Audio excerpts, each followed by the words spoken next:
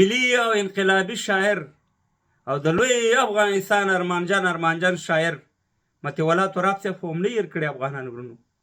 زه پوهېږم چې په افغانستان په نورستان کې سیلابونه راغلي او د سیلاب د وجې زموږ په لاس هېوادوالو خپل ژوند د لاسه ورکړی، شهیدان شوي.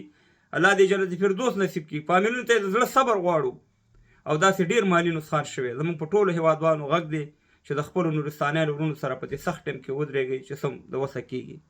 خو متي الله تراب صاحب هم هېر نه کړو افغانانو ورونو. متي الله تراب صاحب تقریبا 1 کال مخکې د دې فاني دنیا څخه سترګې پټې کړي او لاړو، زموږ او ستاسې په منځ کې نشته. نو د هغې دپاره په وطن مینو افغانانو په ننګرهار خوږیاڼو کې یو پروګرام جوړ کړی دی چې اولنی تړون دی د متي الله تراب صاحب. دا پروګرام تاریخ هم درته ویم، ټایم هم درته ویم. دا د 1405 کال د اسد د میاشتې یعنې 5مه میاشت راځي.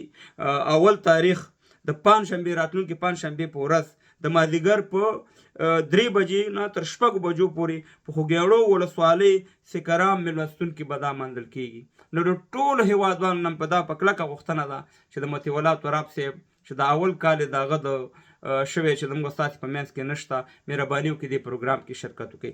په انګلیسي حساب هم درته ویم چې 30 تاریخ دی د 2مې میاشتې 2026 کال راتلونکي د پنجشنبې په ورځ د 3 بجو نه نیولې تر 6 بجو پورې.